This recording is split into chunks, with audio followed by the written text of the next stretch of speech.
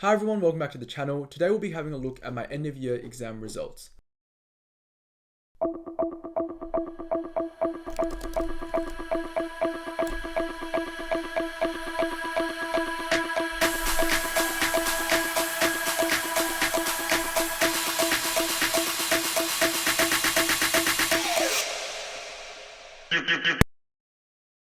Hi everyone, welcome back to the channel. Today we'll be having a look at my end of year exam results.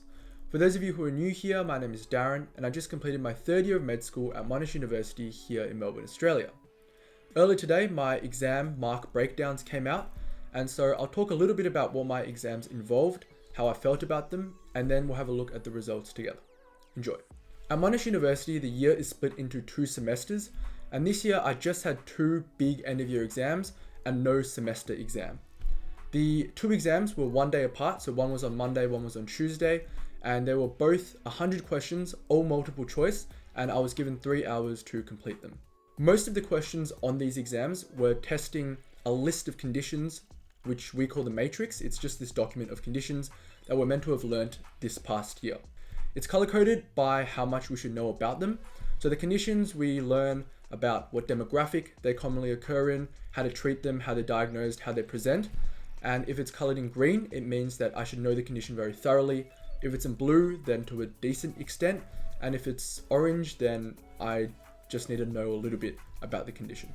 With the 2 end of year exams, they're split a little oddly because everyone does the same subjects in medicine. So it's not split clearly by subjects like you might expect for some other courses.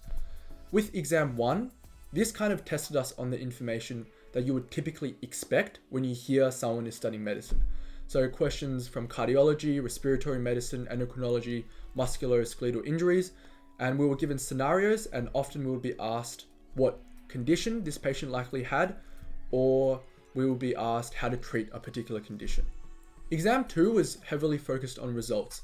So we were given blood results, we were given results from cultures, so growing organisms, results from looking under the microscope, we were given also descriptions from ultrasounds, and we were given x-rays as well to look at and decipher. And we will be asked what condition this patient likely had. There were also topics that are not strictly medicine, but related to medicine. So throughout the year, we had lessons on medical law, on ethics, on research, and also a topic called occupational health, which is learning about how someone's work and the environment they live in may affect their health. I think it's really important to reflect on your preparation process and your exam experience, how you felt during the exam, how you approached it, and then reflect on those constantly throughout the year, but also at the end of the year as well. And I think it's good to do that before you receive your results, because results can really skew how you viewed your entire year. If you receive a bad result, you may just say, oh, that was terrible, I gotta change everything next year, even though that may not actually be true. And if you received a good result, then you may have had gaps in your preparation that just didn't come up on the exam, but you may not identify now because the good result is something to really focus on. It's really easy to focus on. So have a look at your preparation process and your exam experience objectively, consolidate that with the exam marks you receive, and then prepare a plan of attack for next year. In terms of my preparation, I was pretty happy with my preparation this year. I studied more consistently, I enjoyed the year more, and also by studying more consistently, I found that by the end of the year, there was less I had to go back to and revise. There weren't like gaping holes from the information I'd learned earlier in the year. I also started my revision process earlier, so I started preparing broadly for those end of year exams earlier. I started practice exams earlier. I completed them more thoroughly, reflected a bit more on the question. And here I'd really like to thank one of the teachers we had at the hospital who really helped me understand the questions better, understand information better, and was just really great at explaining information. As with the exam themselves, I spent a lot of time on each question the first time through, so I didn't kind of rush through and then revisit them. My approach this time was to just do each question carefully and try and come up with the answer and then compare that with the answers that I was given. And I found that this took up maybe 2.5 hours or 2 hours and 15 minutes for each of those exams, for both of them. And I had about 30 minutes just to revisit some of the earlier questions or to just look through the entire exam. Interestingly enough, we sat exam 2 before exam 1, so exam 2 was on the Monday and exam 1 was on Tuesday. I found exam 2, which was the not strictly medicine related one, very intellectually demanding. I had to think a lot for each question and really analyze what information I was given. And I found that sometimes I'd reach the end of the scenario and there wouldn't be a clear, obvious answer in my mind. And as for the other topics like ethics, law, occupational health, I found that fine. Some of the questions were really specific and I just didn't know, but that was also something I anticipated going into the exam. I kind of said that I would spend some time on the important parts of these topics, but some question may come up that is very specific. And so the exam's out of 100 and I anticipate low 80s, maybe low 80s for this exam. As for exam 1, which is the more classically medicine one, I thought that the questions gave us a lot more information. So sometimes I'd read the question, the first 1 to 2 sentences, I'll kind of have an idea of what's going on in my mind, and then the rest of the scenario would help confirm that, which is reassuring.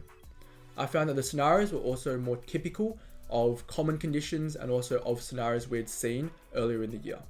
And the questions also helped narrow our thinking down a bit as well. So even if the scenario was quite long, the end question may just be, in the end, the patient was given this particular drug. What does this drug do? And that means that you don't have to consider the entire scenario as thoroughly anymore. So exam 1 out of 100 marks, I think maybe high 80s.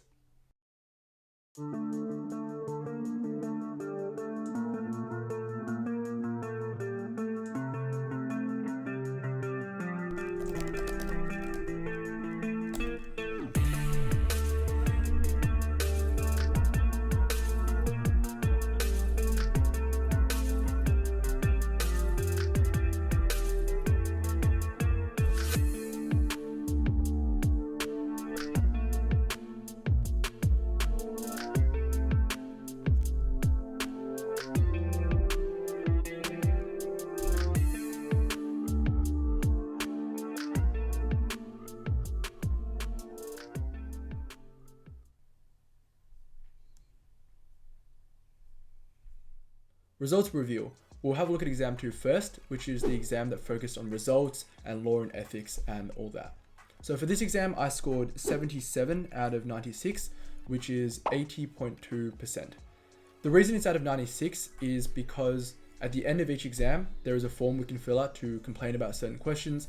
If the complaints are valid and there are enough complaints, then the question is removed.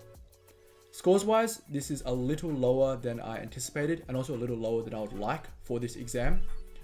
I know the exam was intellectually, I had to think a lot for each of the questions, but I still feel like I am capable of doing better.